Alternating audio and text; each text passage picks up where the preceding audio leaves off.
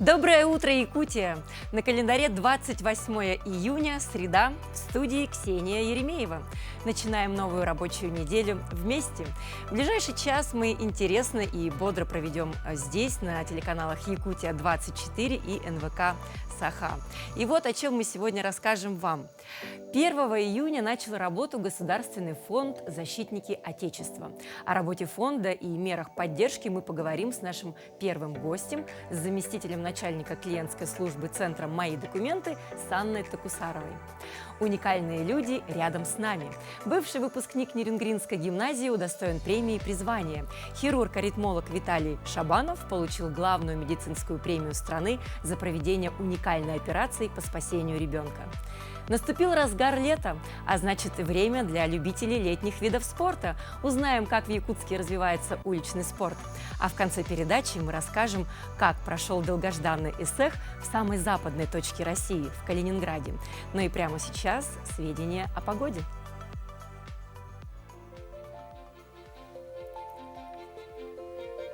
В 6 часов утра, по данным Гидрометцентра, температура воздуха составила 18-22 градусов выше 0 в центральных районах. В заречной группе 18-22 со знаком плюс. В южных районах температура зафиксирована на отметке 17-21 градусов тепла. В Вилюйской группе 17-19, в Нижнеленских районах 19-20 тепла, в западных районах 16-19. В Колымо-Индигирской группе улусов температура воздуха 11-19 градусов выше 0, в Янских 14-19, на северо-западе 8-17 со знаком плюс. В Якутске температура воздуха на 6 часов утра составила 20 градусов выше 0. Атмосферное давление 747 миллиметров ртутного столба, ветер 6-7 метров в секунду. Сегодня переменная облачность, порывы ветра достигнут 6-7 метров в секунду, температура воздуха составит 29 градусов тепла.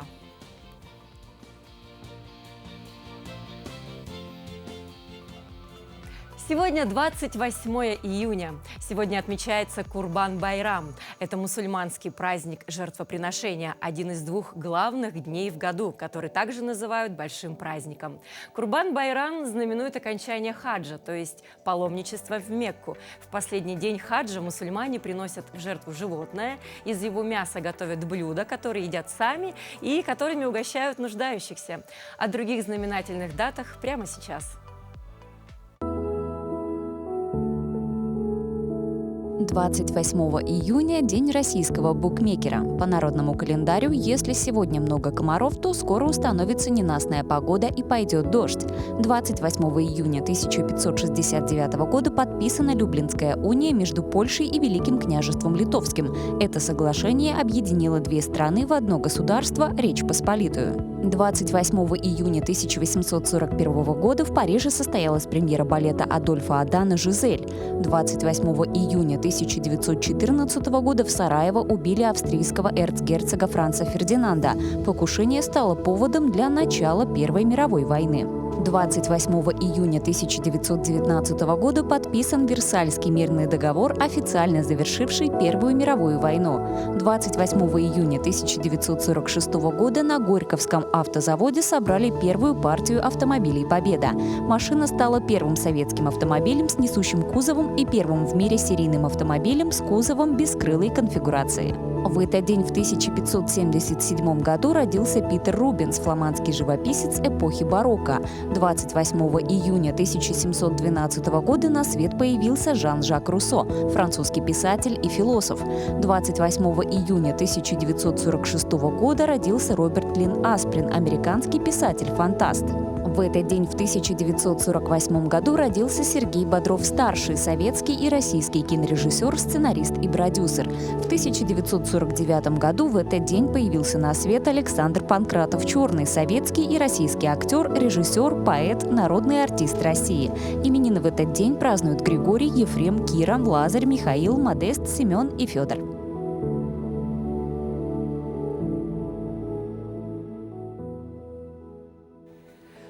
В октябре 2022 года по указу главы Республики Саха-Якутия Айсена Николаева запущены новые меры поддержки семей военнослужащих. С внедрением новых мер поддержки многие семьи задавались вопросом, как узнать и определить, какая помощь полагается, если член семьи является военнослужащим. Именно для этих целей 1 июня начал работу Государственный фонд «Защитники Отечества», который поможет расширить направление оказываемой помощи бойцам и их семьям. О работе фонда и мерах поддержки нам сегодня расскажет заместитель начальника клиентской службы Центра «Мои документы» Такусарова Анна. Анна, доброе утро. Доброе утро. Рады видеть вас сегодня здесь. Надеемся на такую познавательную беседу, потому что очень интересная, волнующая тема. Да, интересно вот окунуться и узнать какие-то подробности в этом вопросе. В чем заключается основной функционал фонда? Первый такой вопрос. Основная задача Государственного фонда «Защитники Отечества» заключается в том, чтобы обеспечить всестороннюю заботу об участниках и ветеранах спецоперации, а также членах их семей. Главным отличием Госфонда является персональное сопровождение, то есть основанное на индивидуальном подходе каждой жизненной ситуации. Получается, что Госфонд, он является дополнением уже к существующим мерам поддержки в стране для ветеранов и участников специальной военной операции. Да, но вот участники СВО и члены их семей могут обратиться как бы по мерам поддержки, предусмотренных для военнослужащих, или еще есть какие-то предусмотренные для них привилегии? Да, конечно, на базе Госфонда «Защитники Отечества» имеются, получается, дополнительные услуги, ну, как услуги, консультации специалистов, сотрудников социальных служб. То есть можно получить консультацию у сотрудников Министерства образования, Министерства здравоохранения, у специалистов Центра занятости населения, специалистов Центра «Мои документы», также у специалистов медико-социальной экспертизы. На базе фонда также доступны и открыты кабинеты психологической помощи, кабинеты медицинской психологии, также доступны демонстративные залы медико-социальной экспертизы.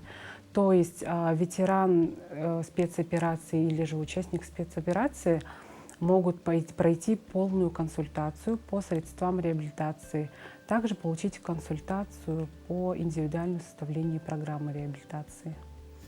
А как можно узнать, вот на какую помощь может рассчитывать военнослужащий и его семья? Ведь такая информация, наверное, для многих сейчас кажется недоступной, но наверняка где-то она есть. И вот, может быть, сейчас вы как раз проясните нам этот вопрос. Также можно ознакомиться на региональном портале Якутия. То есть сейчас доступен онлайн-сервис, называется «Паспорт семьи военнослужащего. Забота». В этом онлайн-сервисе можно будет, исходя из жизненной ситуации, увидеть, на какие меры поддержки может претендовать ветеран, участник специальной военной операции, либо же члены семьи участников, также погибших бойцов. Данный онлайн-сервис доступен благодаря совместной работе Центра «Мои документы» с РЦИД и Мининноваций. Да, замечательно, что так все подробно, все разработано, все в помощь для того, чтобы поддержать семьи в такой непростой, конечно, период.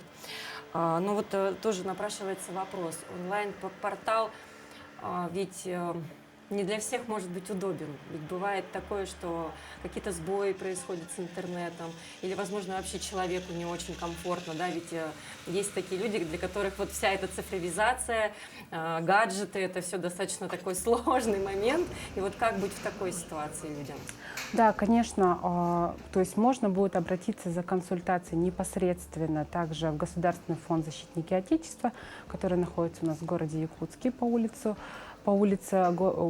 Аюнского, 41/1. Также можно получить полную консультацию по мерам поддержки военнослужащих и их семей по горячей линии Центра «Мои документы», номер 8 800 100 ровно 22 16. Также можно обратиться по номеру телефона самого Госфонда 50 65 06.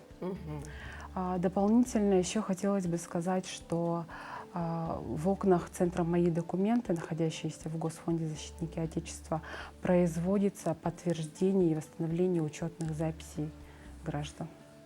А вообще на сегодняшний день какие наиболее важные, актуальные вопросы, с которыми вот обращаются вообще военнослужащие, их семьи?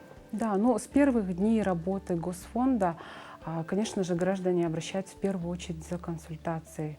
Проводится полная консультация, то есть граждан интересуют вопросы, что им положено, как можно оформить, какие документы для этого необходимы. То есть сотрудники Госфонда, представители госслужб проводят полную консультацию и сопровождение. В самом Госфонде выделяются социальные кураторы для граждан. То есть если семьи, Поддержку, да, поддержку семей военнослужащих, куратор уже сопровождает полное, то есть обеспечивает полное курирование по жизненной ситуации обратившихся граждан. А в целом вообще как настроение, как эмоциональное даже, так скажем, состояние вот членов семей военнослужащих, вот когда они обращаются, как-то, наверное, с этим вам тоже, ну, приходится как-то работать, наверное, бывает, что люди в неком таком нестабильном психологическом состоянии, как-то с этой стороны вы, наверное, тоже оказываете поддержку, такое плечо подставляете, да? Да, ну, на базе центра действуют кабинеты, как я уже ранее сказала, психологической помощи. То есть кураторами они определяются, то есть мы уже выявляем жизненную ситуацию заявителя, стараемся максимально помочь, ну, помогаем, то есть обеспечиваем, полностью консультируем, помогаем собрать необходимый пакет документов для подачи заявлений. И специалистами Центра «Мои документы» также осуществляется прием заявлений. То есть прием заявлений, которые возможно подать через базу, основанные на базе Центра «Мои документы», доступные. Да, а насколько активность сейчас в этом присутствует? Ведь, наверное, многие вообще не знают о том, что вот есть какие-то такие вот, такая вот помощь сейчас от вашего фонда. Да, ну сейчас идет популяризация данного фонда, потому что не все граждане знают о том, что у нас существует данный фонд. И сейчас мы, то есть, оповещаем о том, что можно обратиться за консультацией, за подачей документов, за дополнительной консультацией, то есть социальных служб, обратиться в Центр Госфонд «Защитники Отечества». Анна, большое вам спасибо. Я думаю, что для наших телезрителей стало гораздо все понятнее. Прекрасное дело, поддержка. Все для того, чтобы людям было максимально комфортно в эти непростые периоды жизни. Ну а в продолжении часа передаем слово нашим коллегам из новостного блока. Оставайтесь с нами.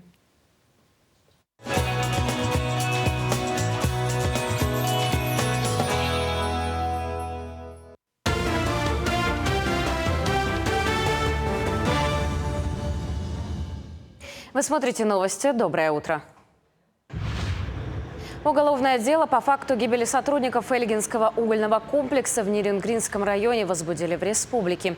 По данным следствия, 21 июня этого года около 11:30 часов на вертикальном стальном резервуаре произошел хлопок с выбросом крыши резервуара, в результате которого пострадали 3 сотрудников месторождения.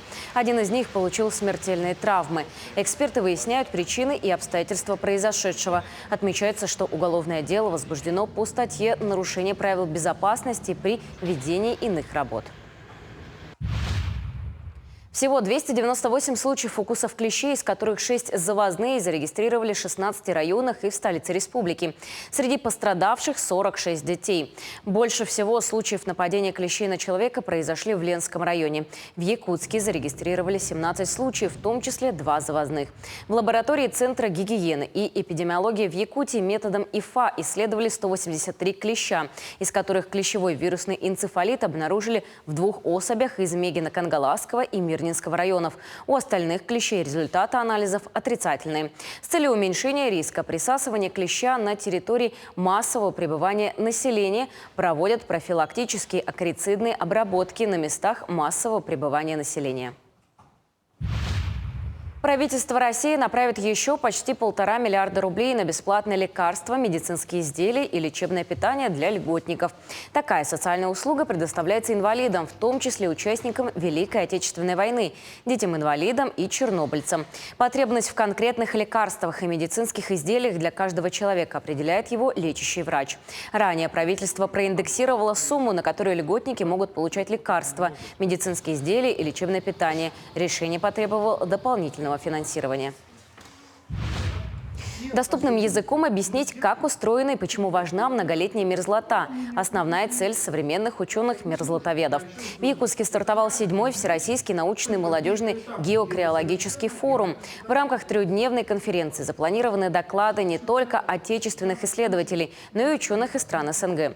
После докладов уже в начале июля ученые отправятся в полевые условия, где путем эвристического и эмпирического методов они будут изучать изменения климата, вести динамику мерзлоты на местах, а также проведут обширные исследования, связанные с изучением булгуняхов в нашей республике.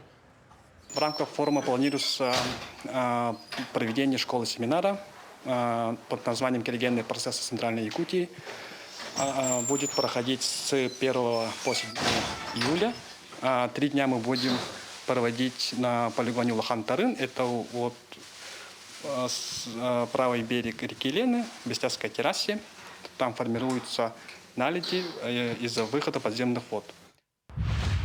Олимпийский городок игр «Дети Азии», которые пройдут в столице республики в следующем году, традиционно разместят в студгородке Северо-Восточного федерального университета.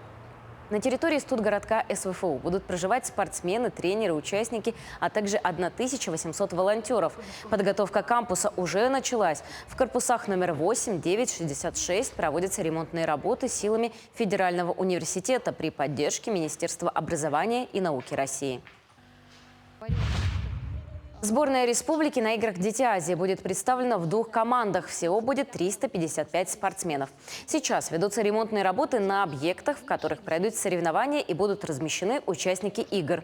Сборная Якутии, как и в предыдущие годы, будет представлена в 2 командах, где первая команда будет состоять из 245 спортсменов, а вторая – из 110 спортсменов. Приводятся слова министра спорта Леонида Спиридонова.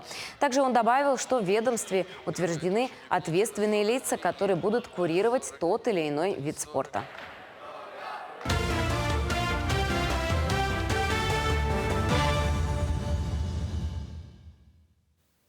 Мы приветствуем всех, кто вместе с нами красиво и позитивно начинает новый день здесь, на телеканале «Якутия-24».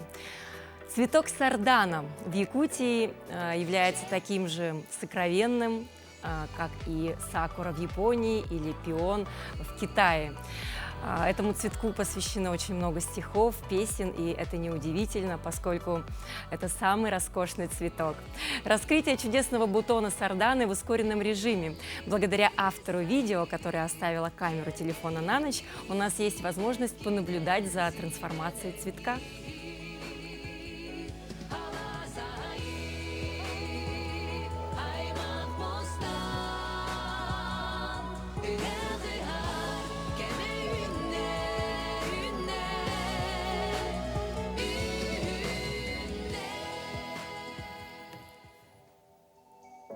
Прокуратура города Якутска провела проверку содержания озера Теплое. Установлено, что мероприятия по восстановлению территории не проводились в течение длительного времени, что привело пешеходные ограждения с тротуаром, выполненные в 2002 году, в ненадлежащее состояние.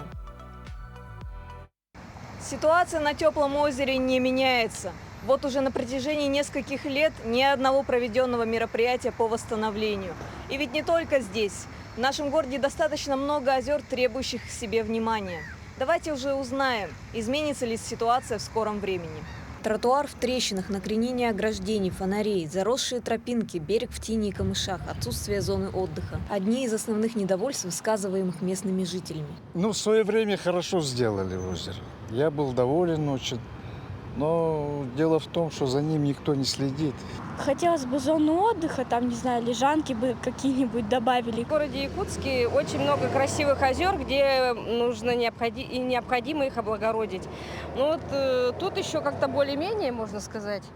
Но все равно вот эти вот заросли, это все надо убирать.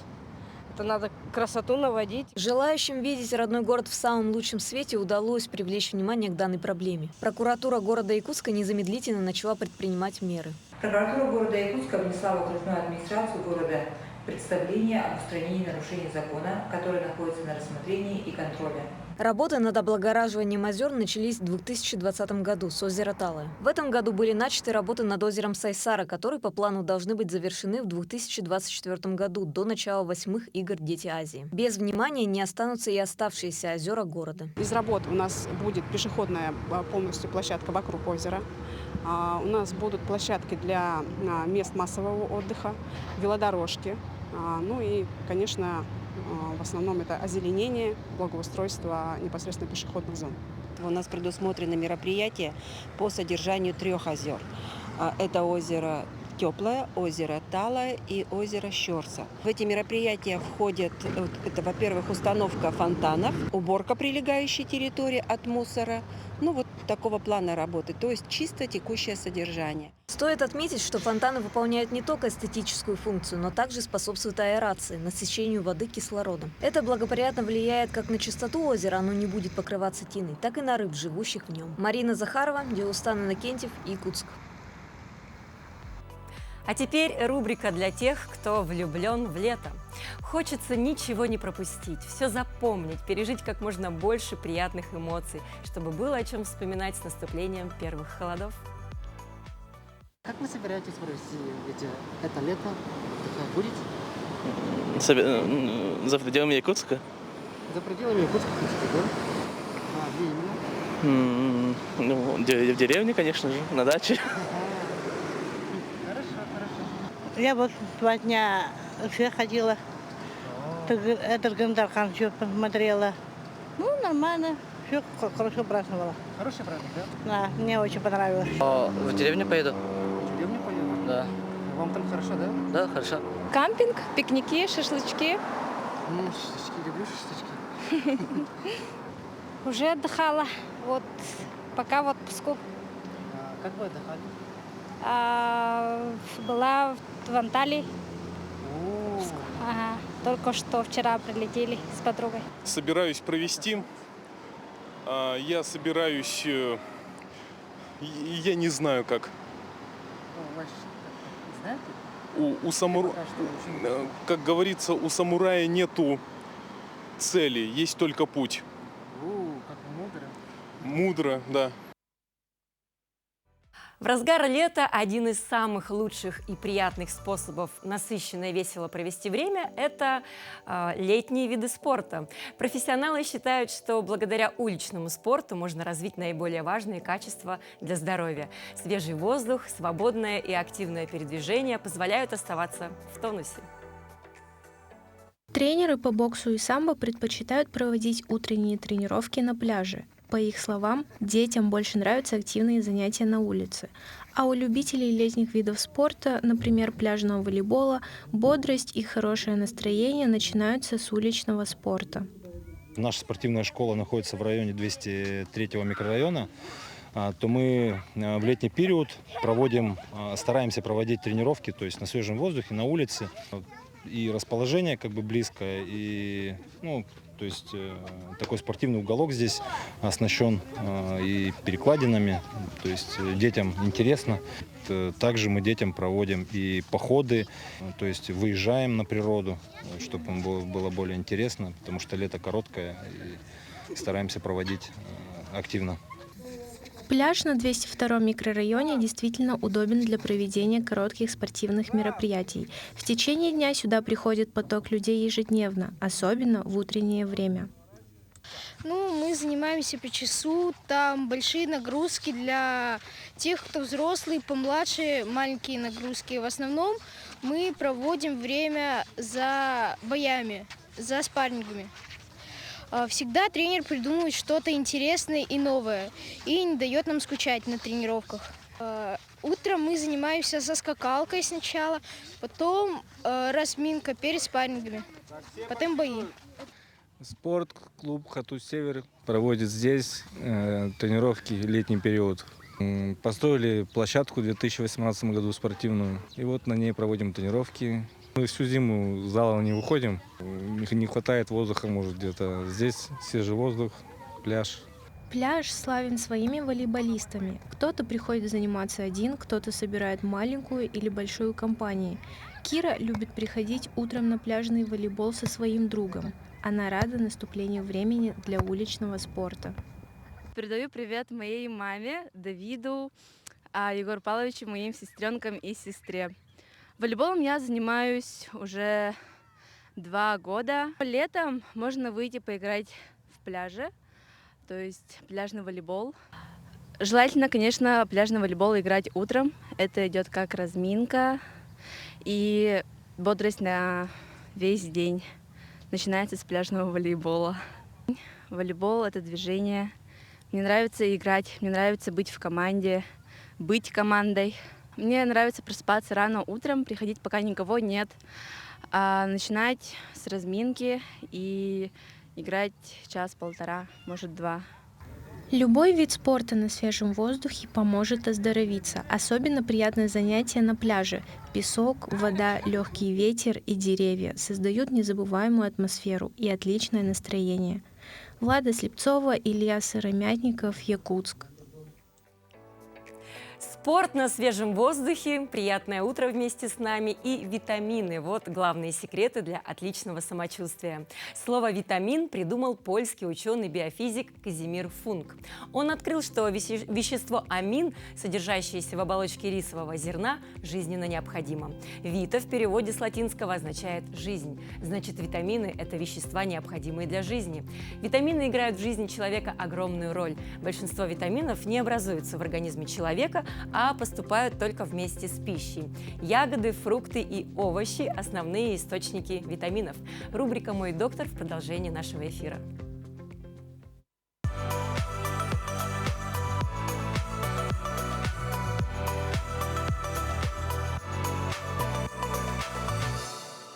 Доброе утро! Овощи и фрукты – это источник здоровья, молодости и красоты человека. Согласно последним рекомендациям Всемирной организации здравоохранения, необходимо потреблять не менее 400 граммов овощей и фруктов в день. Оптимальное количество зависит от целого ряда факторов, включая возраст, пол и уровень физической активности человека. Достаточное потребление в пищу овощей и фруктов способствует росту и развитию детей, увеличивает продолжительность жизни, снижает риск онкологических заболеваний, сахарного диабета, ожирения, улучшает состояние кишечника, повышает иммунитет. В чем польза фруктов и овощей? Ни для кого не секрет, что в них содержится множество витаминов. Морковь – источник бета-каротина, сладкий перец, черная смородина и киви – рекордсмены по содержанию витамина С. Шпинат и тыква богаты витамином К, а цветная капуста и зеленый горошек – фолиевой кислотой. Фрукты и овощи богаты натрием, калием, магнием, медью и другими минеральными веществами, полезными для организма. Более того, овощи и фрукты содержат в себе клетчатку, органические кислоты и эфирные масла. Эти вещества улучшают процесс пищеварения, подготавливают организм к принятию более тяжелой пищи. Немаловажным является антибактериальное действие так называемых фитонцидов, которые содержатся в чесноке, луке и цитрусовых. И, пожалуй, главным фактором, свидетельствующих о пользе овощей и фруктов, является их способность защищать клетки организма от болезней и старения, благодаря содержанию в них антиоксидантов, витамина А и витамина С. Еще одно положительное качество овощей и фруктов – это их низкая калорийность. Благодаря этому качество овощей и фрукты является неотъемлемой частью диет и лечебного питания людей, страдающих от избыточного веса. Фрукты и овощи – это залог хорошего самочувствия, бодрости, внешней красоты и оптимизма. Будьте здоровы!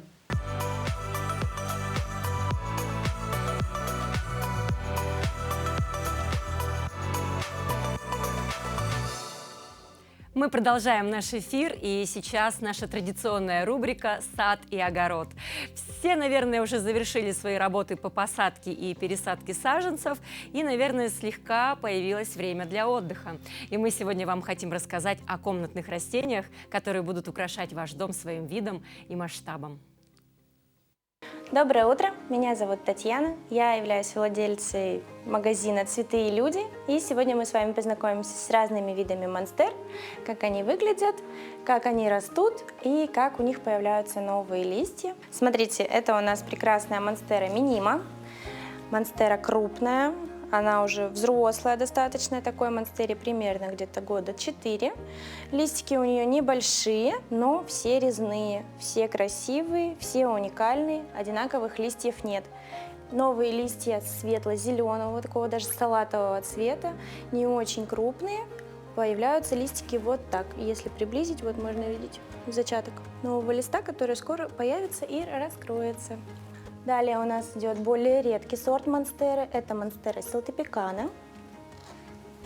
Она такая у нас уже, лист немножко другой, такой более сердцевидный, и оттенок у нее серебристый, как можете заметить. Новые листья у нее зеленые, но со временем пигмент придет при ярком рассеянном освещении. Листики у нас как раз-таки вот так раскрываются. Новые листья не рекомендуем раскрывать самостоятельно, природа сама сделает свое дело. Также есть монстера Monkey Leaf. Вообще у этого вида монстеры есть много разных названий, но они все очень сильно похожи между собой. У них различия буквально в размере разрезов вот этих вот дырочек на листе, но внешний вид и форма самого растения, она достаточно похожа. Еще один редкий сорт монстеры – это монстера пинатипартита. Вы можете увидеть, что у нее такой рельефный достаточно лист. Вот он отражается, весь рельеф. Лист выпуклый, не гладкий, листья крупные достаточно. Такая монстера, она визуально выглядит как шапка, но это ампельное растение. Растет оно тоже не спадает. Новые листья глянцевые, маленькие, пигмент у них не ярко выражен, так скажем. Но со временем это растение наберет свою силу, эти листья станут более темными, более упругими и плотными. И завершает нашу сегодняшнюю рубрику эта красотка, это монстера делициоза, любимица дизайнеров. Ее обожают просто люди ставить к себе в квартиры. Молодые листья у нее появляются без прорезней. Если не хватает освещения или неправильный уход, листья не будут прорезаться, поэтому монстера очень любит, когда за ней ухаживают правильно. Смотрите, все растения, все монстеры, они, безусловно, прекрасны, красивы. Вот эта монстера у нас уже достаточно большая, у нее высота около 80, может даже 90 сантиметров. Такая монстера выращивается примерно где-то 3, 4, 5 лет, чтобы достичь такого размера. Выбирайте монстеру по душе, выбирайте ее по внешним признакам, какая вам будет больше нравиться, потому что все из этих видов достаточно неприхотливы, с ними справится даже самый неопытный и юный цветовод. Любите растения, радуйте себя и своих близких, хорошего дня и прекрасного настроения. Быть врачом – это значит быть человеком с большой буквы, идти на работу с удовольствием и с улыбкой на лице. Не потому что должен, а потому что хочется это призвание. И хочется верить, что теми, кто связывает свою жизнь с медициной, движут именно эти чувства и устремления. Бывший выпускник Нюрнбергской гимназии удостоен премии «Призвание». Хирург-аритмолог Виталий Шабанов получил главную медицинскую премию страны за проведение уникальной операции по спасению ребенка. Сейчас врач работает в Новосибирском центре Мишалкина. Вместе с коллегами он провел первую в мире подобную операцию такой сложности при помощи роботизированной системы. 2 года назад в клинику, где работает Виталий Шабанов, обратились коллеги из Москвы с просьбой помочь в лечении ребенка с нарушением ритма сердца. Оборудование, благодаря которому можно устранить аритмию, в России установлено только в Новосибирске. Врачам предстояла по-настоящему ювелирная работа. Операция длилась порядка 6 часов. Это была у нас первая такая операция, которую мы выполняли. Это сейчас у нас уже имеется опыт достаточно большое количество этих пациентов, но на тот момент, когда он только к нам пришел, это была наша первая, такой маленький человечек, маленький ребенок с такой сложной анатомией. Вот, и мы убрали эту аритмию. И после этого, как мы убрали ему аритмию, его смогли взять уже большие хирурги, ну, скажем, сердечно-сосудистые хирурги, которые сделали ему уже операцию на открытом сердце, без страха. То есть у него сейчас нет аритмии, ребенок совершенно спокойно живет, развивается. Операция проводилась с помощью роботизированной системы магнитной навигации и завершилась успешно. Более того, совсем недавно кардиохирурги вместе с роботом спасли от смертельной аритмии еще одного маленького пациента. Любому человеку, пациенту нужен индивидуальный подход. То есть даже выполняя, скажем, условно, рутинно какие-то операции каждый день одни и те же, мы должны все равно подходить к пациенту индивидуально. Подходя к пациенту индивидуально, мы, конечно же, как раз-таки придерживаемся этого постулата не навредить. Ну и, конечно же, очень-очень такое желание любого, наверное, кардиохирурга – это когда твой пациент выписывается с благодарностью и полностью здоровый. Виталий Шабанов жил и учился в Нерюнгри. Закончил гимназию номер 1. Еще в 9 классе в своем сочинении он написал, что хочет быть врачом. Это был ребенок воспитанный. Заслуга, вероятно, в этом больше семьи. Кстати, в семье было еще 2 детей, он был старший. Их всего было в семье 3. Самостоятельный мальчик, очень скромный. Мальчик очень такой, вы знаете, любознательный. Я не скажу, что он учился на 5, но учился он хорошо и добивался успехов именно вот своей самостоятельностью. Главную премию страны врачи получили в канун Дня медицинского работника.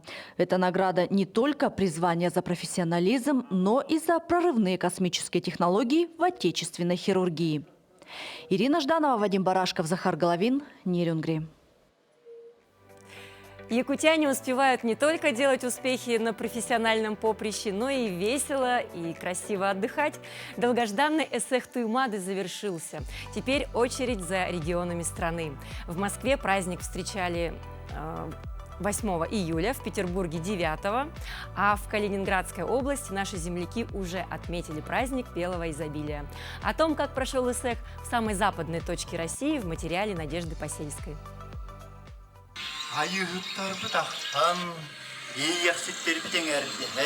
Обряд очищения и благословения.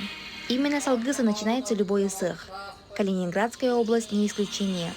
На берегу Балтики якутский национальный праздник проводится уже в 5-й раз. Юбилейный год собрал более 200 гостей.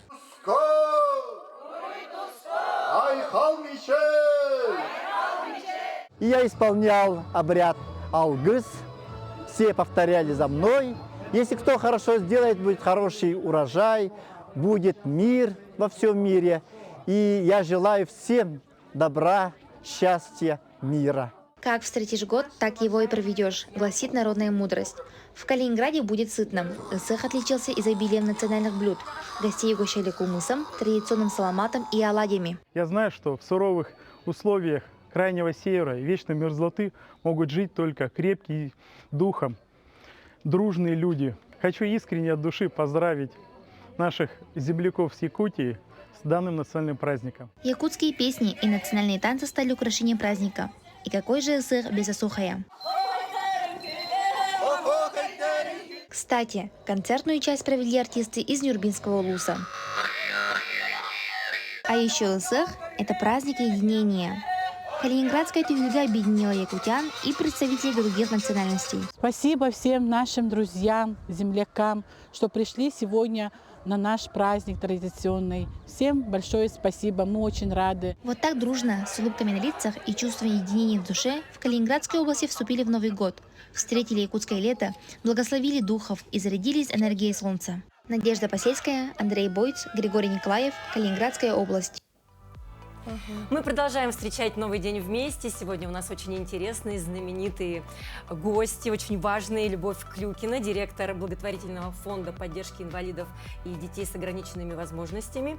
И Елизавета Кириллова, председатель общественной организации помощи детям из города Челябинска. Доброе утро. Рады вас видеть сегодня. Очень интересная тема у нас нам предстоит. И хотелось бы спросить, о чем ваша ведется работа в эти дни, что за фонд, фонд, что происходит. В общем, посвятите нас, очень интересно узнать обо всем подробнее. Ну, я в Якутске впервые с огромным удовольствием участвую в работе международной конференции. И очень здорово, что в вашем регионе уделяется такое большое внимание инклюзивному образованию, потому что я приехала из Челябинска как эксперт в этой области. Есть огромный запрос родителей, есть готовность и заинтересованность органов власти создавать для детей с ограниченными возможностями здоровья самые лучшие инклюзивные практики. И мы надеемся, что между нашими регионами возникнет такое хорошее сотрудничество в интересах детей с инвалидностью. То есть сейчас вы как раз прибыли сюда для того, чтобы помочь якутянам создать ресурсный класс. Правильно я понимаю? Абсолютно верно. Ресурсный класс уже есть один в Якутске, но запрос родителей гораздо выше. Как говорят ваши эксперты, у вас 1343 ребенка на семейной форме образования. И, конечно, для детей крайне важно находиться в среде обычных ровесников для развития. Ну вот объясните нам, да, нашим телезрителям, для чего он нужен, этот ресурсный класс, вообще как проводится работа в этом классе, что это, как туда вот... Ну, прежде всего, ресурсный класс нужен для того, чтобы каждый родитель, особенно в ребенка, задает себе вопрос, что будет с моим ребенком, когда меня не будет. И для того, чтобы особенные дети могли, насколько это возможно, жить самостоятельно, очень важно, чтобы их научить навыкам самостоятельности, помочь освоить профессию. И первая такая дорога начинается в раннем возрасте, в школе, когда мы создаем ресурсный класс, то есть на территории обычной школы выделяется отдельное помещение, оно специальным образом оборудуется, потому что если просто особенного ребенка привести в обычный класс, то, конечно, будет некомфортно всем. И для этого проработана специальная технология, которая показала свою эффективность уже в течение 10 лет. Ресурсный класс был внедрен в Москве 10 лет назад, и с того момента уже в 40 регионах эта модель успешно внедряется. Челябинск не исключение. В нашем регионе сейчас 8 ресурсных классов, и через год по решению губернатора их будет 20.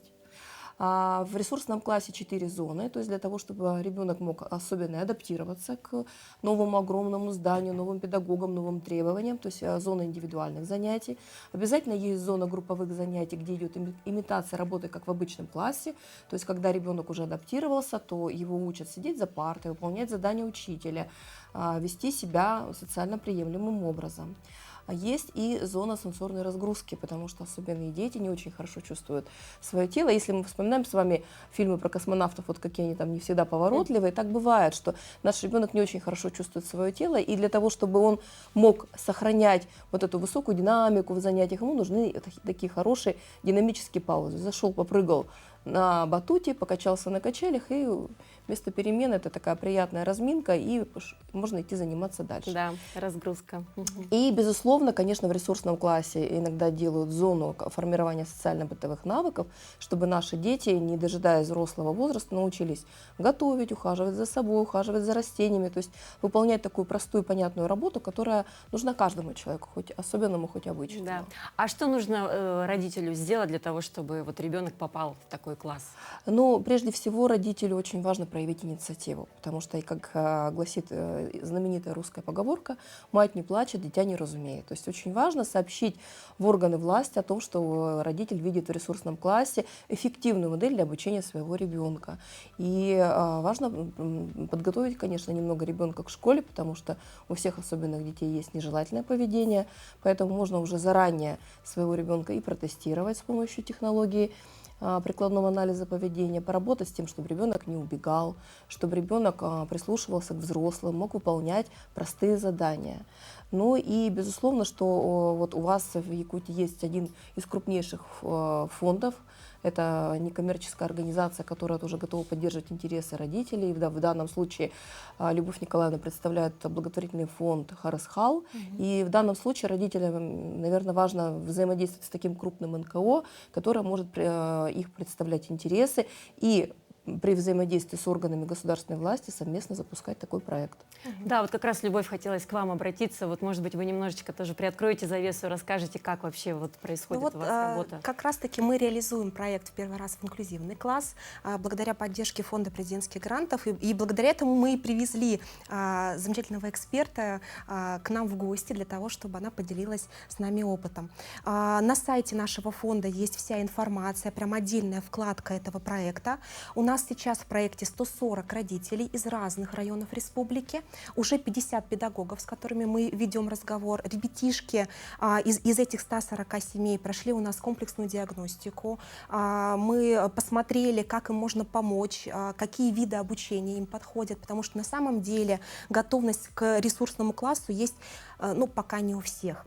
И сейчас мы проводим работу с образовательными организациями, в которые придут учиться ребята, потому что вот важная подготовка как руководства школ, так и педагогов. Это такой очень момент, который иногда упускается. То есть ребятишки придут в школу, а школа к этому, ну, просто не готова. Они пока не умеют, не знают и так далее, и так далее. Вот про это проект, поэтому мы приглашаем родителей знакомиться, заходить, смотреть, как это все работает, и быть с нами в контакте, в диалоге. Сегодня мы встречаемся как раз-таки с руководством образования республики, города, с директорами школ, и надеемся, что вот та методическая поддержка, которая нам настолько была нужна, мы ее наконец-то получим.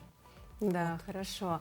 А вот расскажите, как вообще проходит общение у ребят между собой? Может быть, есть какие-то совместные вечера, какие-то занятия, которые вот их сближают? Но вы имеете в виду про ресурсный класс? Да. Я могу поделиться тем опытом, который у нас есть в Челябинске, и безусловно, что здесь фишка проекта заключается в том, что особенные ребята очень много времени ежедневно проводят с обычными ребятами и помогают в этом и главные волшебники, это тьюторы, специалисты с высшим педагогическим образованием, которые не только проводят индивидуальные занятия, но и организуют интересные перемены, коммуникативные группы. И у нас есть такой очень любимый формат и детей, и родителей, мы организуем инклюзивные выезды. Это когда семьи разных категорий, не только особенные семьи, но и семьи с обычными детьми, куда-то выезжают вместе. Это могут быть походы, сплавы, посещение театров. И когда вот люди выбираются особенно на природу, то вот эти совместно прожитые эмоции, когда ты вместе готовишь, когда ты путешествуешь, когда ты радуешься красоте природы, это, безусловно, очень сближает людей, и стираются вот эти границы, что семья с особенным ребенком, с обычным. Но а главное, отложенный эффект вот этой ситуации, что, как мы говорим, возможно, с нашими особенными ребятами за партой учится их будущий работодатель, который не побоится их взять на работу. И мы всегда говорим, что ресурсный класс, инклюзия — это не каприз родителей, это трамплин в будущее.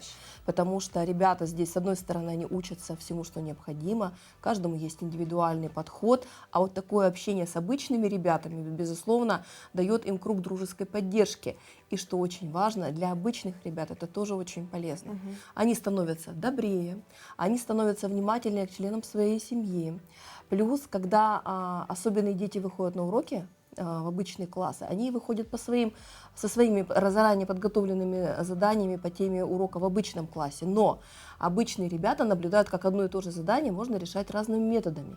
И у них развивается такое умение решать разные задачи, то есть у них повышается успеваемость на олимпиадах, выше процент поступления в вузы. Поэтому, знаете, это такой двусторонний процесс, очень полезный для тех и для других. Да, вот лично от себя тоже хотела бы отметить момент. Я лично знакома с режиссером из Санкт-Петербурга, который как раз занимается инклюзивным театром и работает с подобными вот ребятами, и вместе они обычные ребята, а ребята с особенностями, и мне очень понравилась их как вот миссия, да, так скажем, что они считают, что это мы у них учимся, не они делают доброе дело, да, и как-то помогают, а что ребята помогают нам вскрывать в себе какие-то новые чувственные грани, о которых мы даже не догадывались. То есть, да, вот меня прям восхитил вот этот подход, и они делают потрясающие постановки. Ну, вот это как раз-таки та работа, которой фонд занимается, но в системе доп. Образования, то есть мы в общее образование пока не заходили. Это студии инклюзивные, где ребята у нас мультики делают, театром занимаются тоже, у нас тоже это есть, да, играют на и инструментах якутских. Это у нас в таком инклюзивном формате мы видим невероятные изменения в ребятах, и нужно, чтобы подход к инклюзии был более широкий, да, вот, не такой ограниченный, как он есть сейчас у нас в Якутии. Да, Любовь, Елизавета, большое вам спасибо, что пришли сегодня к нам, поговорили о такой замечательной теме, о детях, и мы желаем вам успехов в этом деле, сил, энергии, светлой любви, взаимопонимания, друзей и единомышленников, безусловно. Но мы продолжаем наш утренний эфир, и в продолжении часа новостной блок. Оставайтесь с нами, всем хорошего настроения.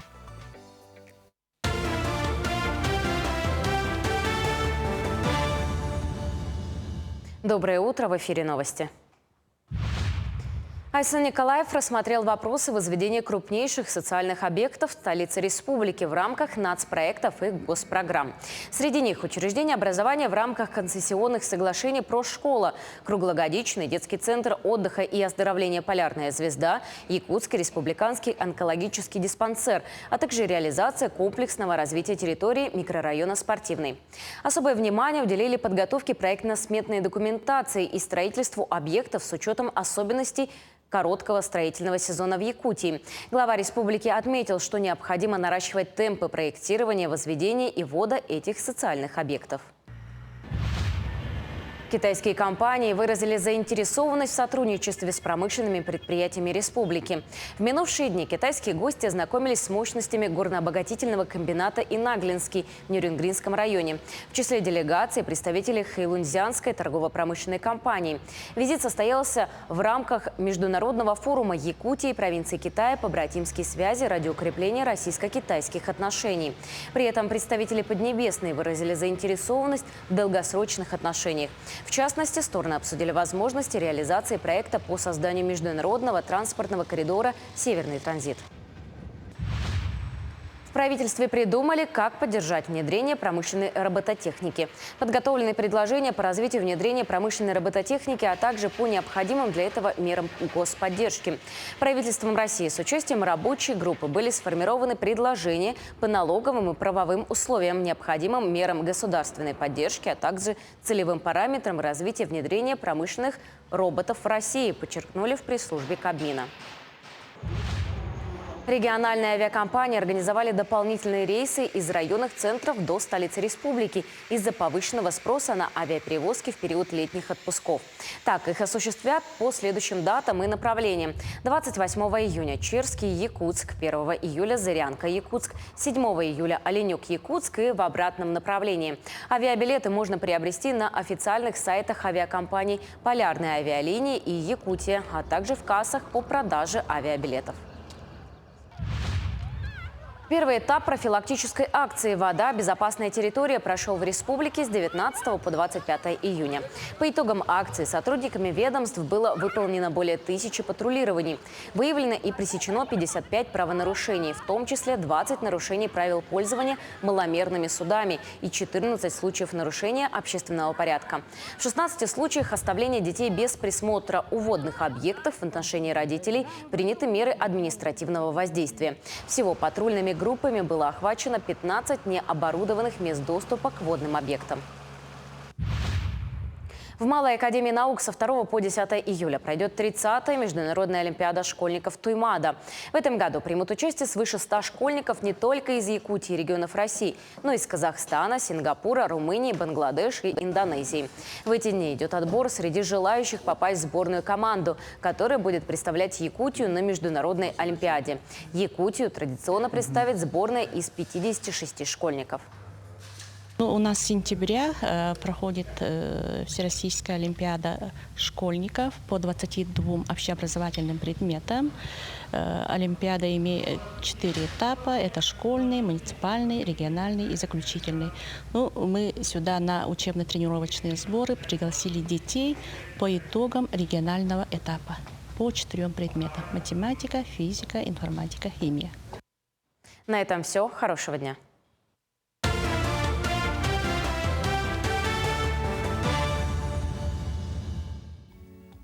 Мы продолжаем, и прямо сейчас хотелось бы напомнить вам о том, какая погода нас сегодня ждет за окном. По данным Гидрометцентра, в 6 часов утра температура воздуха в центральных районах Якутии составила 18-22 градусов выше 0. В заречной группе 18-22 со знаком плюс. В южных районах температура зафиксирована на отметке 17-21 градус тепла. В Вилюйской группе 17-19, в Нижнеленских 19-20 градусов тепла. В западных районах 16-19, в Колымо-Индигирской группе улусов 11-19 градусов выше 0, в Янских 14-19 градусов тепла, на северо-западе 8-17 со знаком плюс. В Якутске температура воздуха на 6 часов утра составила 20 градусов выше 0. Ветер 6-7 метров в секунду, переменная облачность сегодня ожидается и порывы ветра до 6-7 метров в секунду. Температура воздуха составит 29 градусов тепла.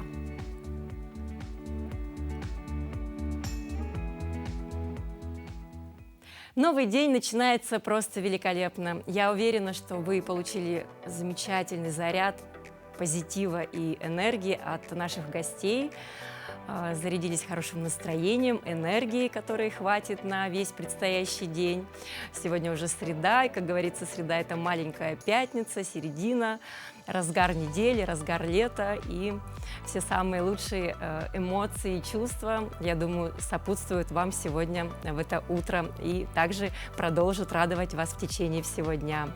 Мы напоминаем о том, что каждый день с 7 до 8 здесь, на телеканале Якутия-24, мы проводим вместе утро, заряжаемся энергией.